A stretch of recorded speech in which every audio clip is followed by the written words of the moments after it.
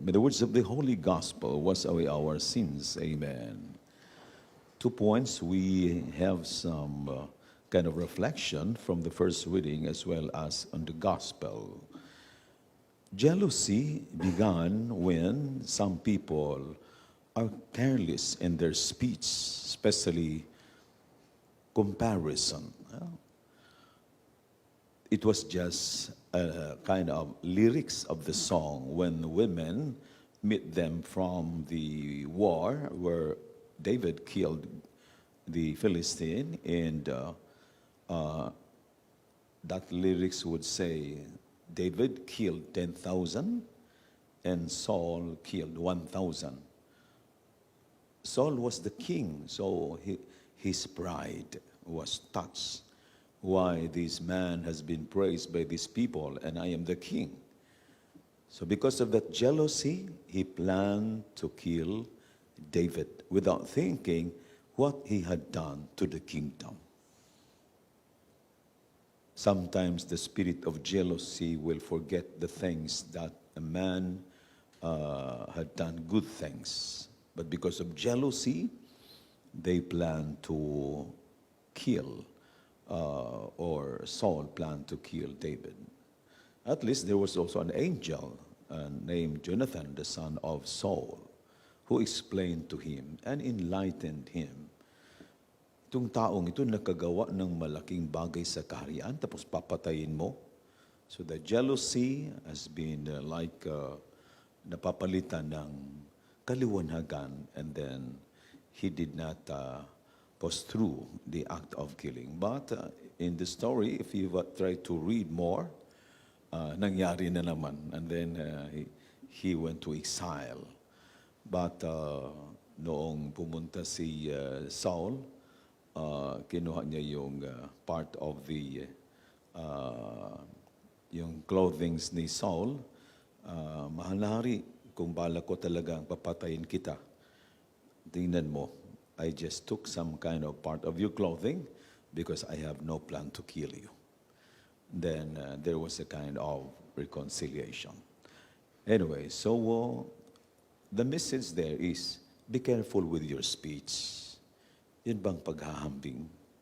I was also a victim to that na siyempre yung bang puri-puri ng mga tao. Tapos kung kapwa-pari, huwag kayong maghahambing ng pagpupuri. Tapos sana yung paring kausap mo, yan ang pupurihin mo. Pari kausap mo, ibang pari, pinuri mo. Di, nasasaktan siya. Bakit ako?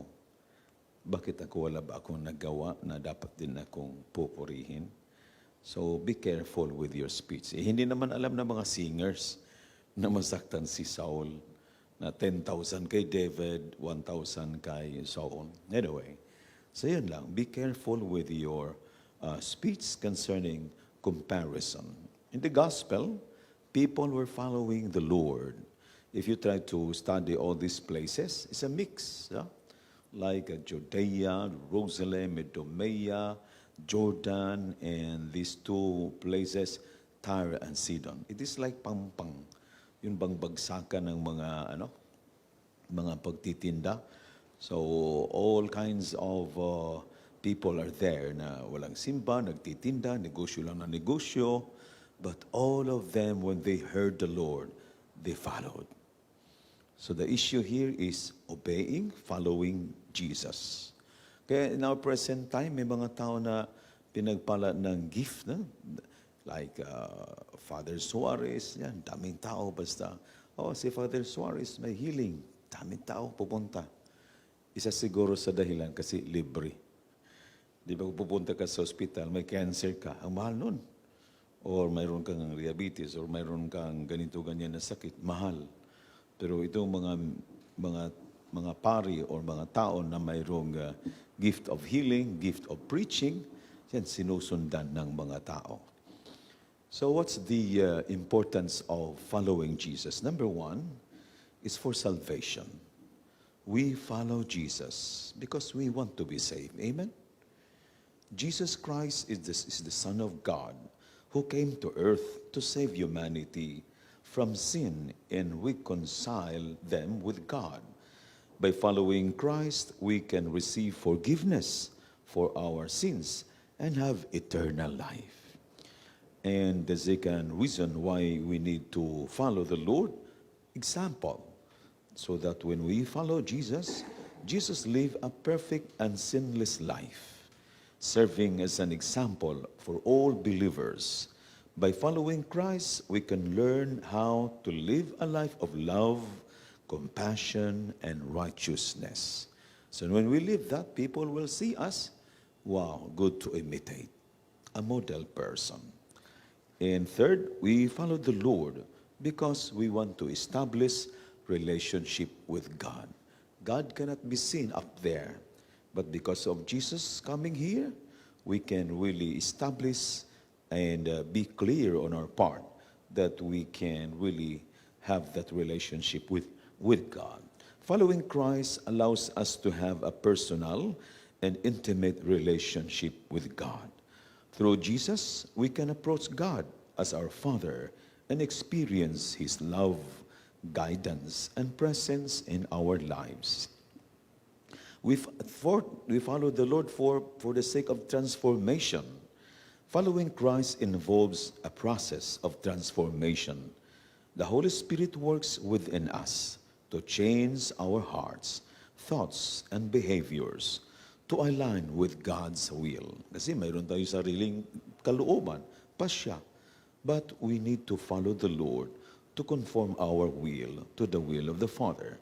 This transformation leads to a life of greater joy, peace, and fulfillment. And the fifth one, purpose and meaning, why we need to follow the Lord. By following Christ, we discover our true purpose and meaning in life. We're called to love and serve others, share the good news of salvation, and make a positive impact in the world. Following Christ gives us a sense of direction and fulfillment in fulfilling this purpose of mission. And finally, when we follow the Lord, we are called to belong, to be in a community. Following Christ also involves being part of a community of believers, the church. This community provides support, encouragement, and accountability in our journey of faith. We can learn from one another, grow together, and experience the power of unity in Christ. Overall, following Christ is important because it brings salvation, transformations of our lives, gives us purpose and meaning, and allow us to have a deep and personal relationship with God. It leads to a life of love, joy, and fulfillment, both here and after. I'll stand.